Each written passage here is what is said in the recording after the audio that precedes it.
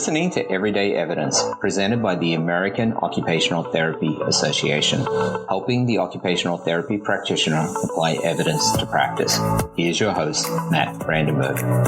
All right, today we are joined by Kristie Patten, Kavitha Murthi, and Stephen Shore. Thank you so much for sharing your knowledge and expertise with us today. Thank you for having us. Yeah, thank you. It's our pleasure and honor to be here. I have been so excited for this interview and really looking forward to speaking with you three. You each contributed to the Occupational Therapy Practice Guidelines for autistic individuals across the lifespan. And I just want to jump right into it. Can you quickly define what a practice guideline is and how this publication can be used by students, practitioners, and educators alike? And again, thanks for having us, Matt. Practice guidelines really are about organizing information, and organizing information for use by practitioners, by educators, by students, that are based on evidence, and the evidence that's organized from the systematic reviews that are done. And in my mind, I think the most effective use of practice guidelines, because what practice guidelines do is they do the work for you to kind of scan the evidence and really look at what's out there as far as an evidence-based practice. And I think you can look at that evidence as part of the practice guideline, but it also gives you an opportunity to see the lack of evidence in areas and look at recommendations to really help practitioners make, and educators, I think, when we teach in this area, as well as students when they're learning about autism, to really make good decisions and effective decisions. And one of the things that I think we'll get into that I'm really excited about this practice guideline, we had authentic autistic input and authorship so that it really does not only look at the evidence that's out there, but also really grounds it in a perspective that is very centered in those that we are working with to support attitudes and thoughts and contributions about the evidence and our interventions that we are doing. So that, I think, is how it's used in general. I think this one is a little special in that we have been very intentional about the inclusion of authentic autistic representation. I love that. I think that's so important to developing a practice guideline. I love how you compare it to being used to help people make better decision. I think that's where my passion for evidence-based practice really started, is with a desire to make the best possible decision for people I'm working with, for intervention planning, and practice guidelines are really meant to encourage that. And can I just add to that, Matt, too? Of course, yes, please. It's not just about us making decisions, right? We can make decisions. We can look at something and make a decision.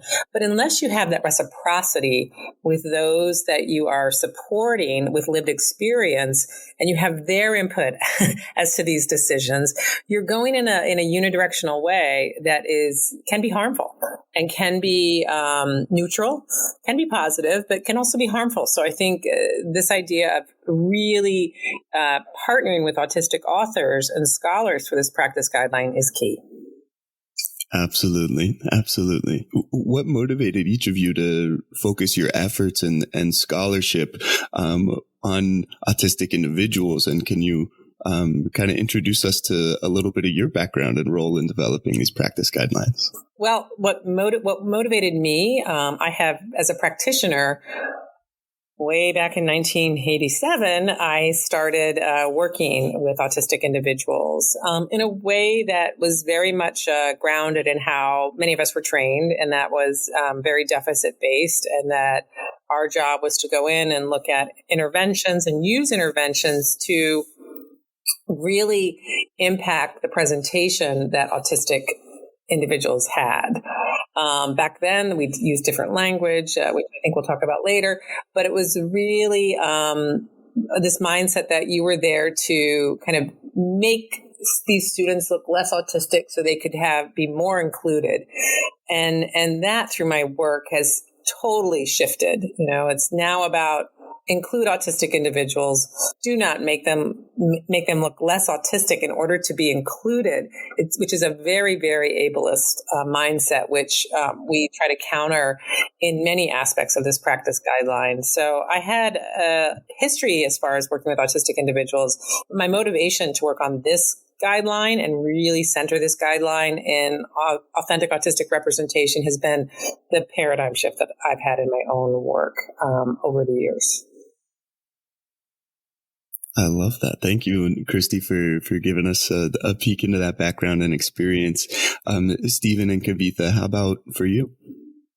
Well, being an autistic person, I guess that's where it starts, where after 18 months of typical development, I was struck with what I call the regressive autism bomb, where I lost, like with 30% of us, I lost functional communication, had meltdowns, withdrew from the environment.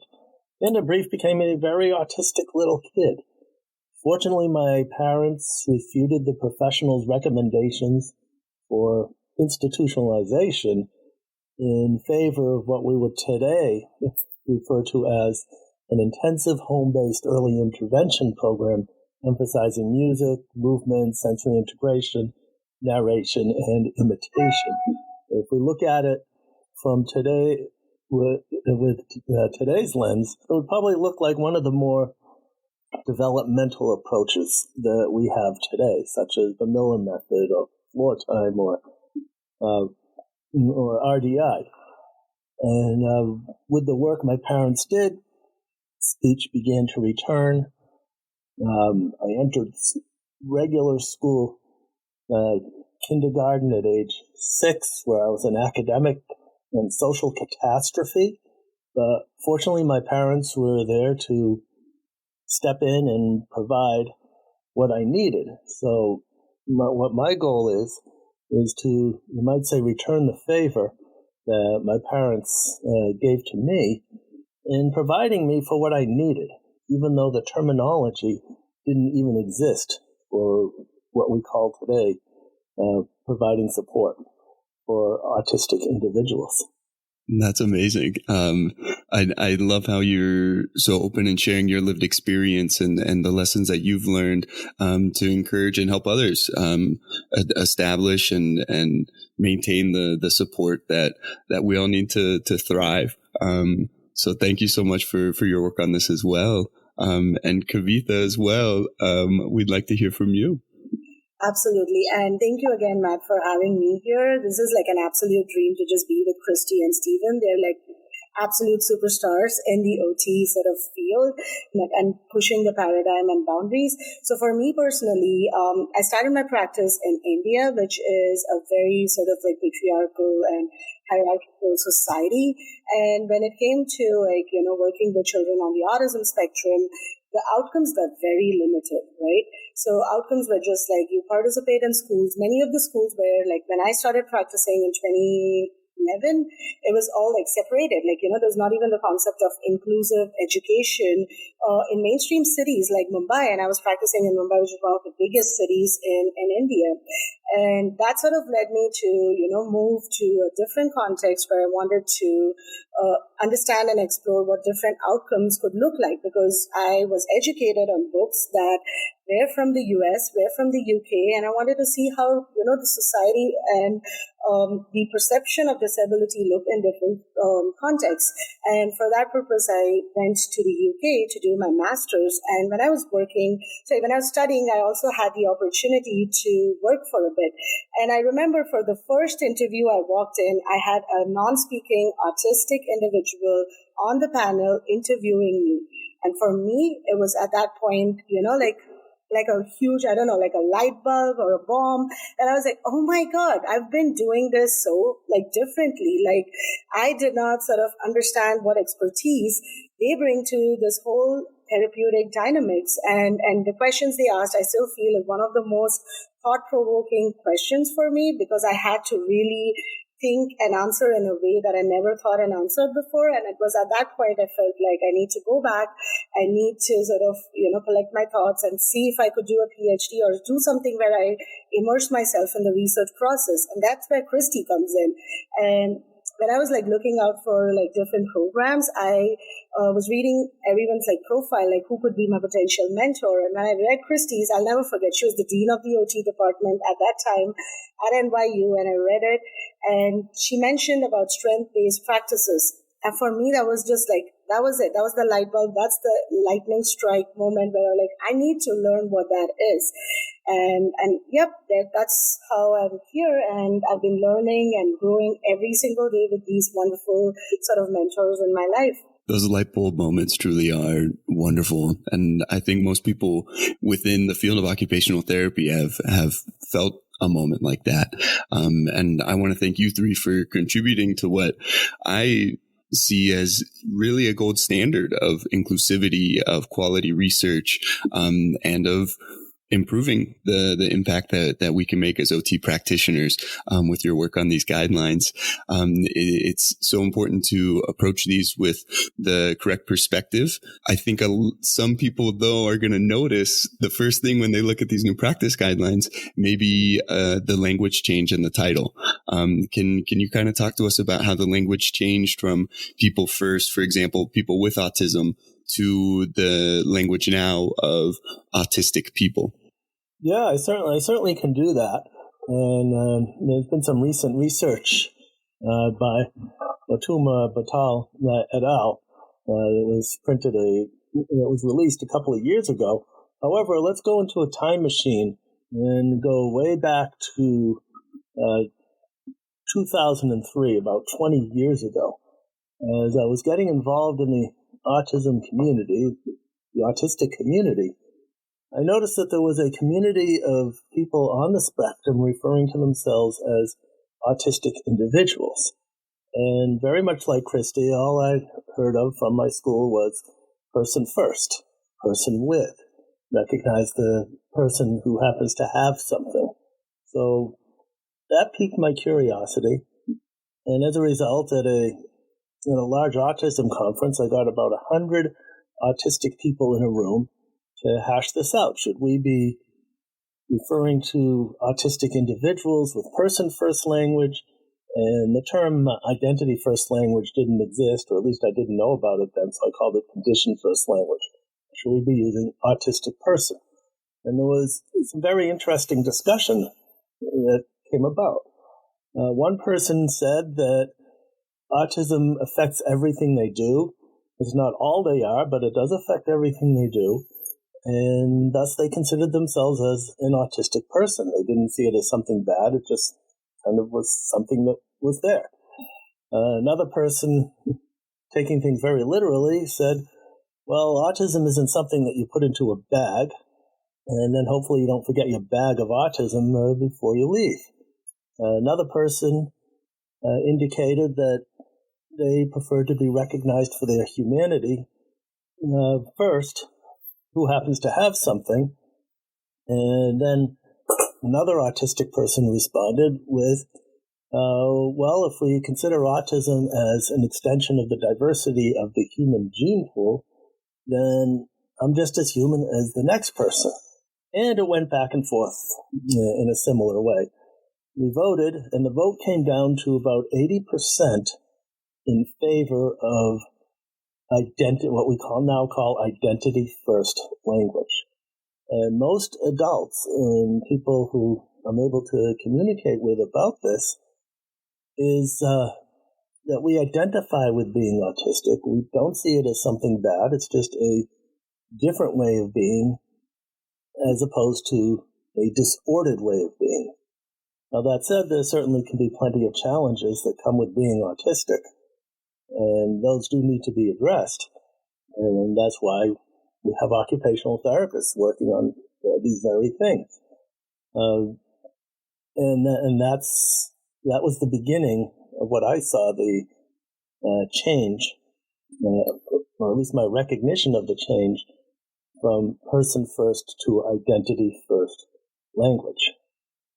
Thank you so much for sharing your experience with that, and that 80%. That's a really high percentage of people who were in favor of using identity first language in this community example. It's also a wonderful example of starting a discussion and including individuals who are impacted most and part of this community to really come to a consensus that segues really well to our next question. I wanted to ask about the importance that Kristie's already mentioned for OT professionals to partner with autistic individuals when it comes to generating, synthesizing, and applying evidence related to interventions for this population.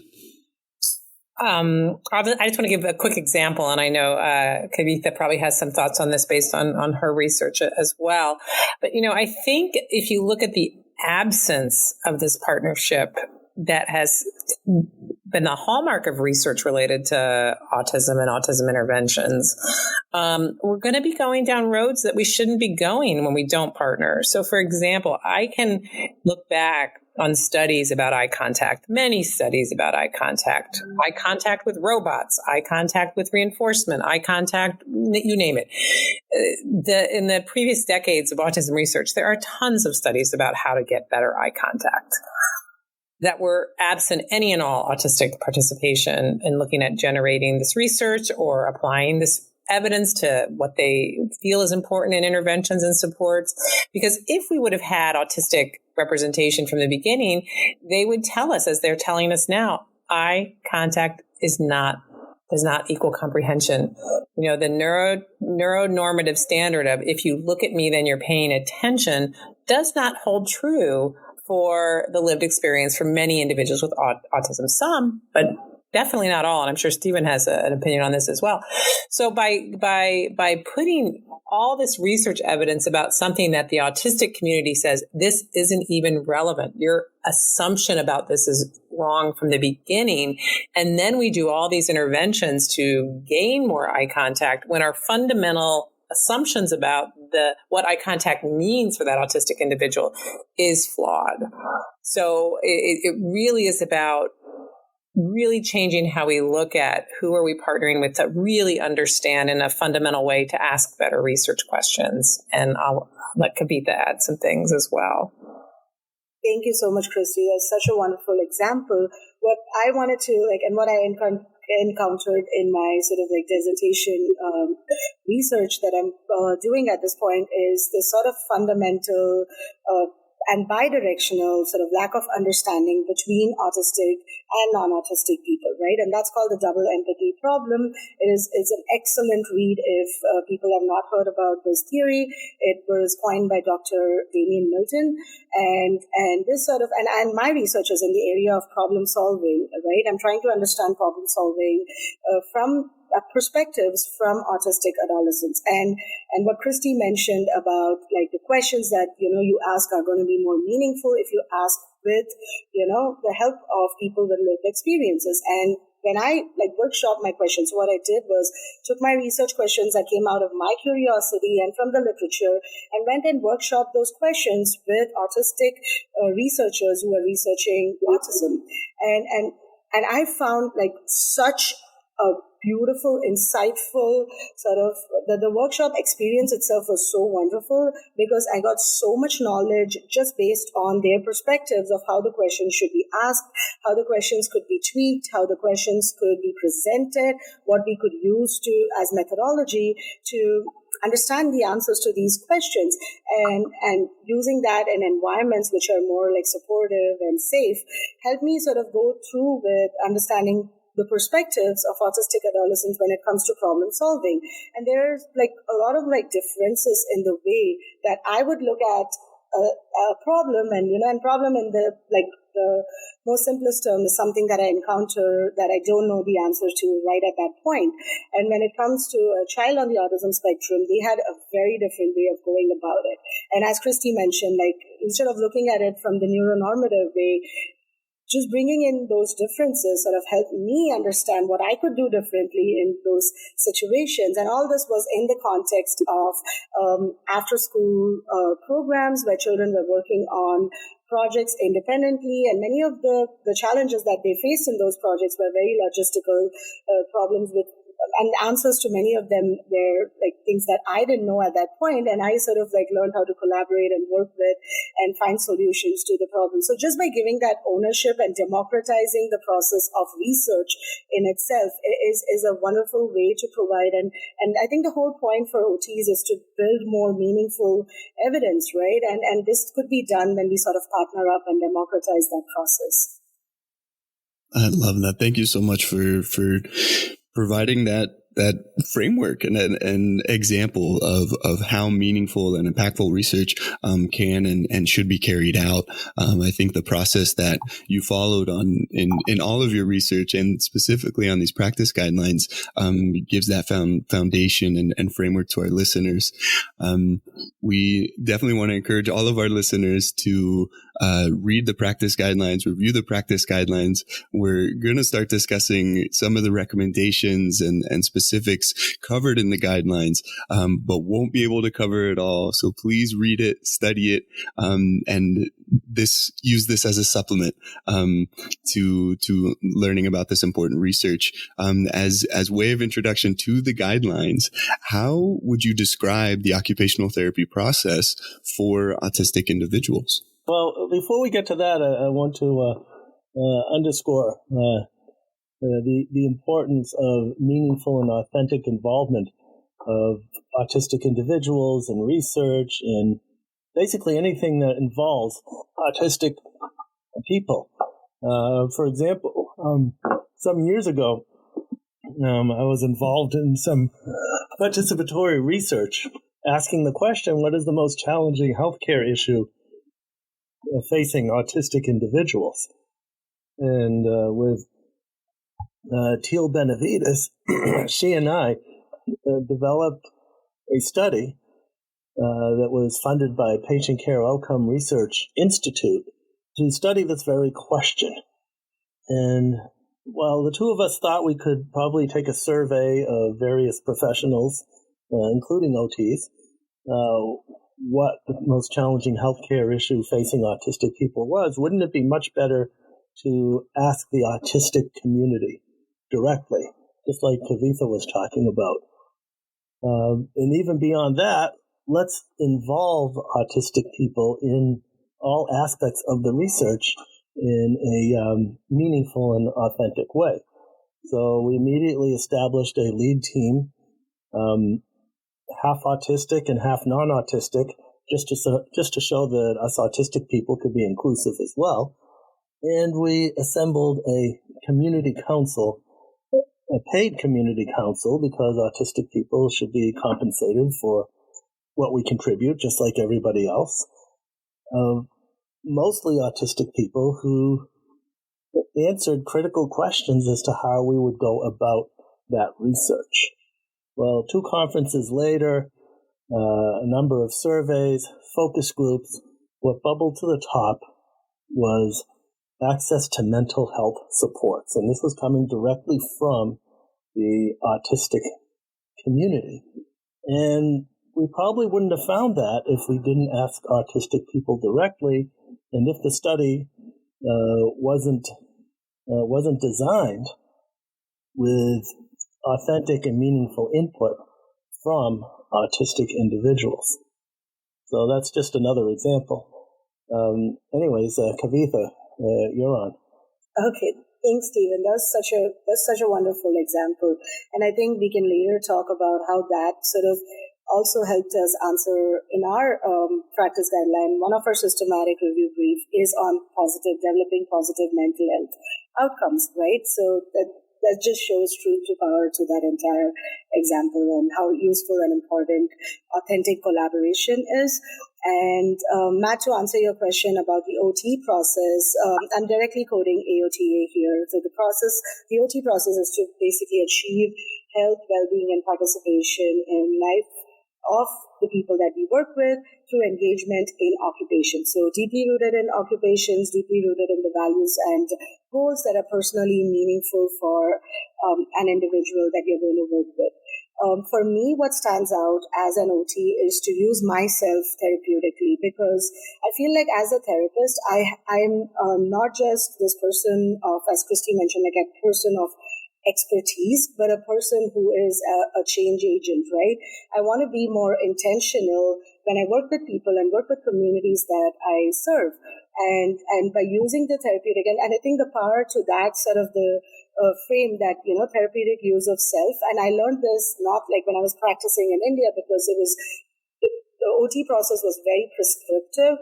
But when I moved out and started learning more about it in other contexts where the partnership goals are more relational and more intentional that way, I felt like there is tremendous power for the practitioner to use themselves as agents of change, and also to change the mindsets of not just, the society and the person, but to change the mindset of other therapists and other interdisciplinary professionals that we work with. So that is one thing that I'm going to take from the OT process and that I feel is more important, but I would love to hear Kristie and Stephen.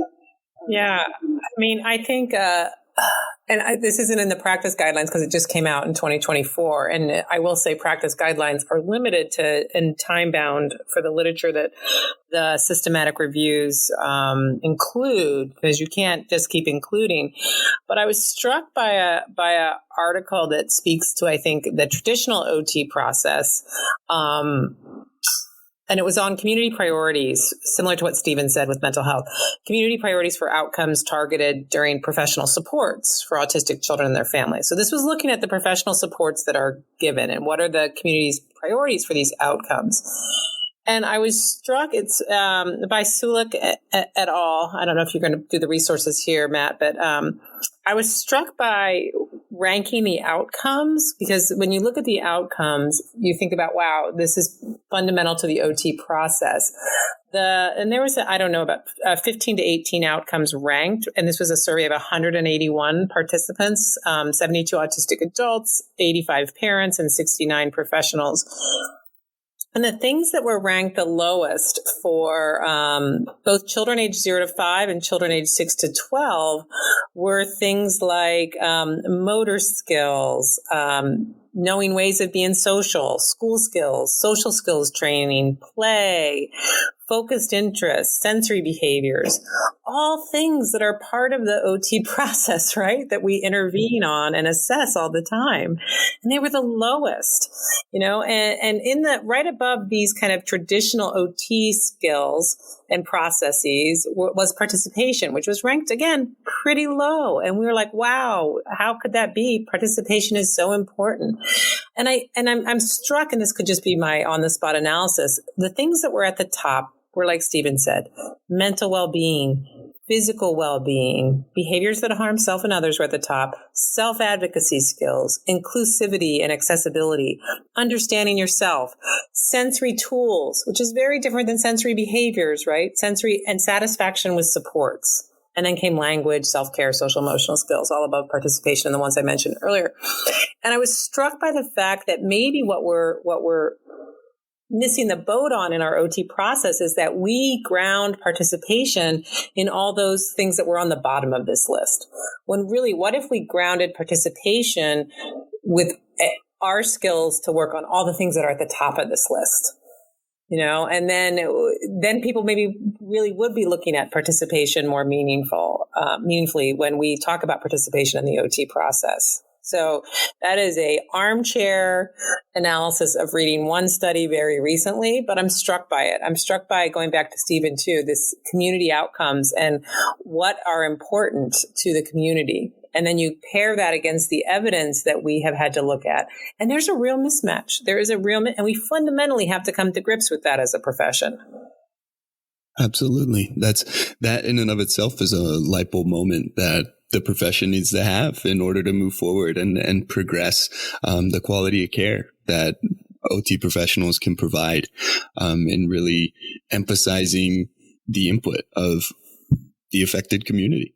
So thank you so much for these insights. This is a wonderful discussion. I want to ask now about some of the recommendations that are made in the practice guidelines. How can practitioners begin to implement this new perspective, a new way of hopefully approaching the OT process for autistic individuals?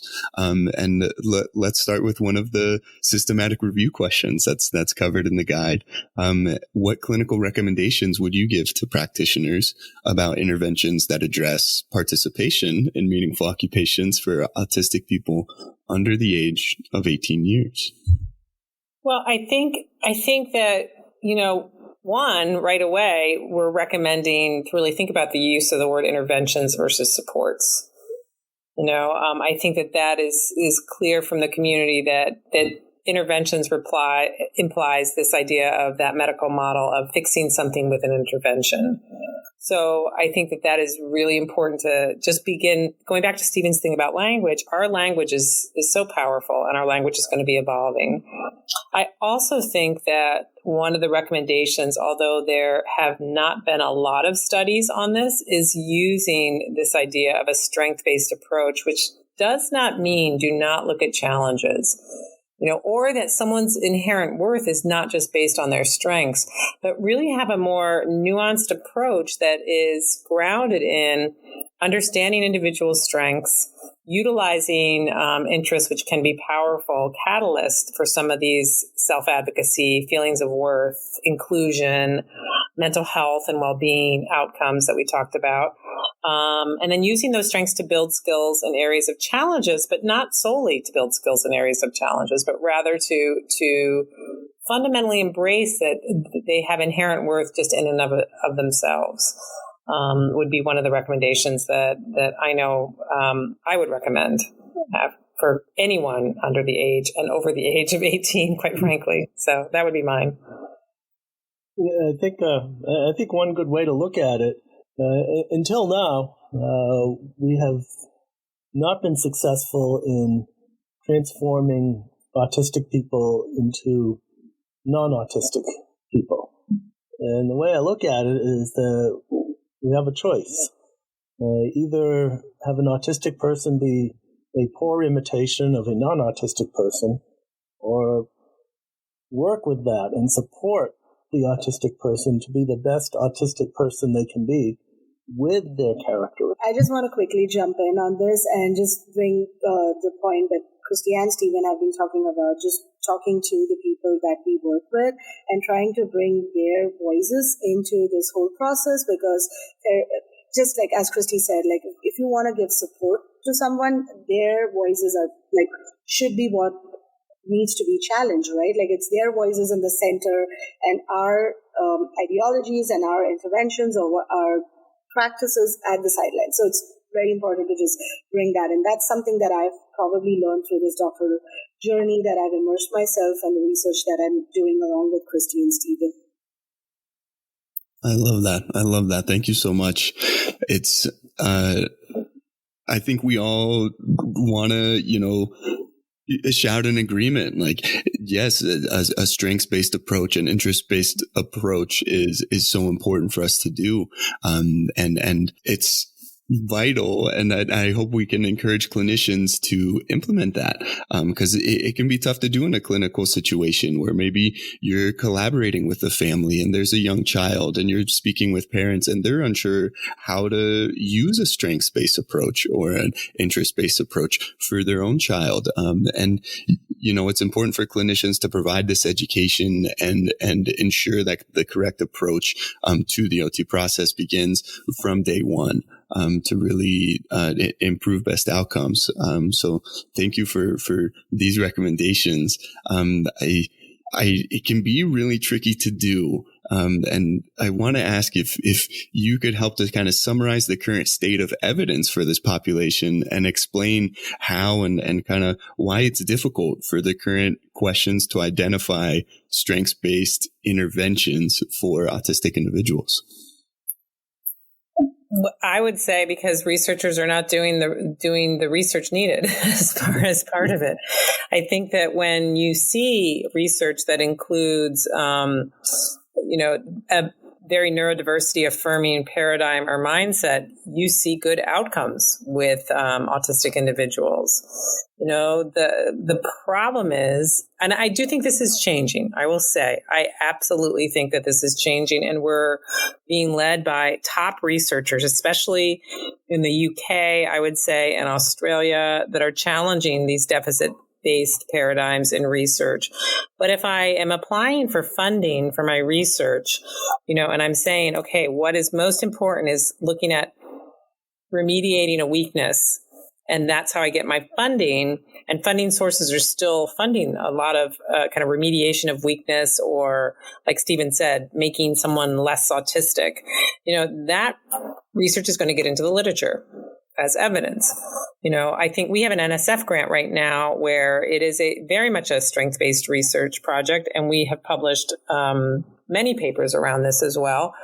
But that's not the norm. So I think I would call researchers to say, how can you fundamentally look at this a different way? We have a colleague in the UK that is doing research on flexible seating. It's not published yet, but, in an inclusive environment. And they are bringing in all sorts of flexible seating and letting kids, whether they're autistic or non-autistic, just choose what seat works best for them and then measuring the impact. That is very much a strength-based paradigm, an inclusive paradigm, a paradigm that is about access to what you need to learn versus remediation and an intervention to remediate kind of a weakness. So I do think part of it falls on the researchers. I think that the practitioners are doing the best they can with the information that's out there. So I think a big load of this is on researchers really looking at the paradigms and the models they're using to even ask their research questions about interventions. I love that. I think that's so important and so well said. The process you're following for this research is a wonderful framework for how to apply that paradigm, and hopefully we can continue to encourage it. How do you recommend practitioners use these practice guidelines specifically to combine clinical recommendations with a strengths-based approach? How can they apply that, in a clinical setting, given the fact that research may not be following or providing as much concrete examples that they can use? So the practice guidelines, specifically this one, as Kristie really underscored, was developed with autistic researchers who provided expertise in every single stage of not just the systematic review brief development, but also the questions, right from questions. That is why we have mental health outcomes and positive mental health interventions at the top. We did that systematic review brief, and then we went into every single sort of avenue or aspect of an individual's life to see where we could bring in evidence to see how we could support an autistic individual. So the way we developed the practice guideline was we have the evidence and evidence tables, but we also have case studies. And these case studies were of course, we did not have a real case study, but we mimicked it very similar, very close to a real life person. And also when we provided solutions and our strategies that we would sort of got it from the evidence, we had something called an epigraph. So the epigraph was like a visual sort of framework, and this framework acted as a guideline for us to provide a systematic process of how we can work with this person in this case study and find out outcomes that are more meaningful and helpful for the person in that in that specific case study. However, I just also want to add that at every aspect, the epigraph is not comprehensive, and so occupational therapy practitioners definitely need to sort of use that as a guideline, at the same time looking reflectively on what has happened in the setting, what works in the setting, and then use their reflexiveness of how this new information can help support or help push things a little bit further. And sometimes, as you said, it's tough in clinical settings. It's tough in resource-constrained settings, right? So at that point, what we could do is sort of change our mindset. And that's why we have a lot of strategies in there, which is grounded in evidence and also supported by the perspectives and the evidence from autistic researchers. So we were very intentional in the way we created this. And so this is the sort of recommendation I would give, and sort of go through the epigraphs, but also create epigraphs in your practice that are very easy to adapt and very flexible to use, and use them to guide your decisions. And as mentioned, the practice guidelines do provide these wonderful case studies, and they always come with their disclaimer as well in every practice guideline. Very rarely will practitioners find an evidence-based intervention that perfectly fits their clinical setting and the client's specific needs. So thank you, Kavitha, for encouraging us all to approach it in that way and take, important examples from the case studies. And I want to ask what some of those recommendations and examples you would like to highlight for our practitioners. What are some of the key takeaways to approaching intervention design and interest-based and strengths-based approaches? What would you recommend clinicians do more of in the clinic? What it really begins with is getting to know the autistic person as an individual. What are their strengths? What is important to that individual?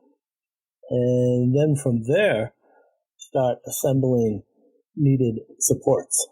And I actually want to quote Stephen on this. Stephen and his colleagues have written a wonderful article in Autism Spectrum, which is we are all on the same side, unite the spectrum, right, Stephen? I hope. Yeah, that's right. Yeah. And I feel like in that, what struck and will stay with me for a long time is the fact that the 4 A's that you were talking about, like awareness, acceptance, appreciation, and I think the last one was action. Yeah, exactly. Yes. Yeah, I feel like once we understand the person, then use this, and as Kristie said, support the person. But in our practice guideline, very specifically, we went in and we didn't use the same format, which could have looked way more savvier, but then we went in and looked at different aspects and sort of came to similar conclusions where we talk about, being open to different languages and perspectives and trying to sort of use that and integrate that in our practice, and also keeping our focus very sort of intentional when it comes to the subjective well-being. And Kristie beautifully laid out how the different sort of, when it comes to outcomes looks different for us versus people from the autistic community.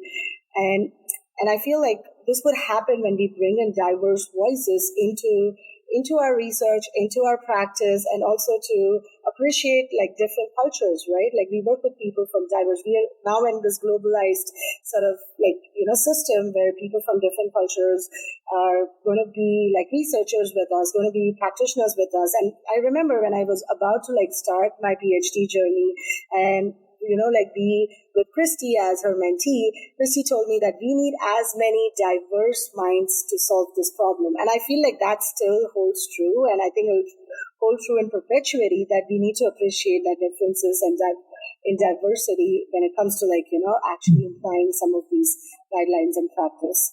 And Matt, can I add something?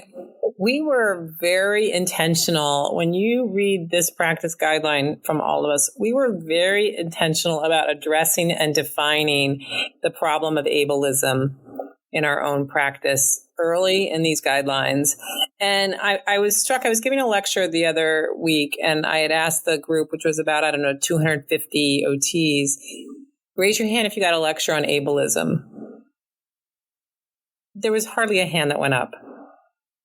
And this is what we're fighting against, saying so much of this research, so much of what we've done has been kind of impacted by an ableistic mindset. So, and it's okay. That's how we were all taught. But I think we grounded this practice guideline in that because I know all of us feel the need that until you understand that, you're going to be looking at things and planning interventions and supports with a piece of the puzzle missing. And, there were a bunch of authors, Botima Boutel, again, this just came out in 2024, Noah Sasson, Stephen Kapp, a bunch of people that did an article called Unpacking Ableist Language in Schools and Suggestions for School-Based Practitioners. And it's a powerful article because many of the OTs out there that are working with autistic individuals are seeing them in schools. And they have an infographic that I just love that when we think about what's your recommendation, where you should start, I think, and I'm going to just be very biased here and say my bias, the most important piece of our practice guideline, it's all important, that it's very much, but reading the part about ableism and how that is plays out in a lot of these interventions and a lot of this research is incredibly important. And these authors that were unpacking this ableist language gave a wonderful example of an IEP goal that is where we are now and where we should be. And the IEP goal was in a general education, given a visual, a script, and role play practice, the student will calmly implement a predetermined strategy to resolve a difficult interaction with a peer in 70% of the observed opportunities across 3 consecutive weeks, meaning that autistic individual has to come up with a strategy to resolve a difficult conversation or an interaction with a peer, placing the onus on them to get it better. Kavitha talked about the double empathy problem earlier. This is a very ableistic goal as well, because it really is saying you have to the onus is on you to make it better for everyone else in the environment. And they talk about what if the goal were in that same setting, following a whole class engagement in a neurodiversity awareness curriculum, the student will report more enjoyable and affirming interactions with peers in the classroom and on the playground, as compared to prior to the implementation of a neurodiversity affirming curriculum. There's a fundamental difference in those 2 goals, right? And until we see that, I think we're spinning our wheels a lot of the time. And bullying, we know, is a huge long-term impact on mental health and well-being. And look at those 2 goals and what the difference would be around bullying in those 2 goals. And that's why this is so important to get right, and why I think we leaned into this idea of ableism at the start and really fundamentally understanding it, and whether it's uniting the spectrum, going with strength-based, it fundamentally all revolves around getting that part. Yeah, and a good example of that is you just mentioned bullying. Often I hear people say, ignore the bully, or you've got to work something out with the bully. And why would we be asking the person who has the least amount of social power in an interaction to do most of the work? I have no idea. I don't either, but I'm answering your question, Stephen. I know that's what I know. It's sort of like a rhetorical answer to a rhetorical question. We shouldn't be doing that. And can I just quickly jump in? And this is such a powerful example, because this also sort of like when we ask the person with the least amount of power to do most of the work, it impacts their mental health, right? Like so seriously and severely. And then there is no supports for that. So, I feel like just tying all those things in, it's such a dynamic sort of challenge that we have for us as like practitioners and researchers to solve. It's a moment of reflection and realizing, that maybe the incorrect approaches that have been used in the past have contributed to the increased need for mental health services now. And then until, those approaches and ways of thinking, begin to change, true impact and true, increases in participation and well-being, can't really happen. Thank you so much for emphasizing that point. I think it's really important for all practitioners to hear and reflect upon and be aware of in their own practice and their own approach in their daily work. I just have 2 more questions for you 3 as we conclude our interview today. What additional resources related to best practice for autistic individuals across the lifespan would you like to recommend to our listeners? I would say the best, the practice guidelines are going to be published in Age Out, right? So they can be accessible, and they're going to be accessible on the AOTA website. But I think that, if I can give one recommendation to anyone, if you're thinking about, well, how do I change my practice? How do I do best practice for autistic individuals across the lifespan? Talk to autistic individuals.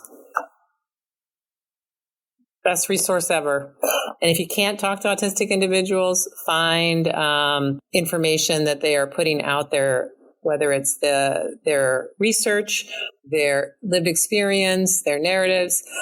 Just start learning from them.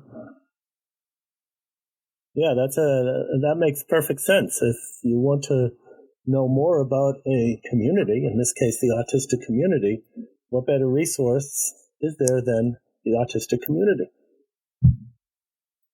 I couldn't agree more. This is, That's perfect. And even there are lots of podcasts these days. So, I don't have one at the top of my head, but I can share that with you later, Matt. I would just add one thing. INSAR, which is the International Autism Research Conference, we have a couple of PhD students going. Stephen, are you going? I think Stephen might be going. Yes, I'm going. I'm doing I have a poster on participatory research, and also I'm on the panel for the early career seminar.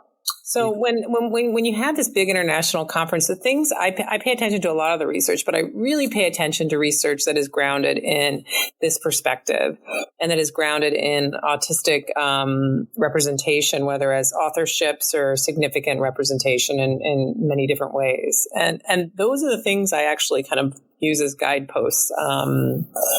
And not as, I think more OTs could be doing this kind of research. We have some OTs that are very involved in participatory research with autistic individuals, like Teal Benavides that Stephen mentioned, and many others. But really pay attention to what research is including autistic representation in these large symposiums that the proceedings come out, and you can look at all the abstracts. I love that. We're going to have to do a follow-up interview and review some of that research from the conference. I'd love to hear more from you, Stephen, about your presentations. To conclude today, we end every show with the Golden Nugget segment. And I want to ask if you could share one last piece of advice or one last recommendation with our listeners. What would you say? Yeah, well, I'll start. It's important to recognize the wide diversity that we see within the autistic spectrum. And so what I often say is that when you've met one autistic person, you've met one autistic person. I would say that's the best nugget. And a lot of people quote that and don't quote Stephen, and he was the first person that said that. So thank you. I'm glad you said that, Stephen. I would say that we have a professional bias, and we came by it honestly. But understand your professional bias and try to do differently. But you first have to understand, and it's okay. It's okay. And really learn about ableism from a different perspective. And for me, it is just keep learning and be open to learning, because learning happens in very different situations. It doesn't have to be a formal degree or something. Learning happens from the environment, especially as Kristie and Stephen highlighted. Talking to autistic people can really change your perspective. I would credit most of my sort of initial push and passion into this field was from the people that I worked with, from the kiddos that I used to work with, and what they would bring in and how I wouldn't have answers to those things at that point that try to motivate me to learn more. Thank you so much. This has been a wonderful conversation. It's important, it's informative, and I think it deserves a lot more attention. So thank you all so much for your contributions to the practice guidelines and for what you shared today. I really appreciate your time. Thank you. Thanks for having us. Thank you. It's an honor. Yeah, it is. It's been my pleasure. Thanks for listening to Everyday Evidence. Tune in next time for more evidence-based practice insights and applications.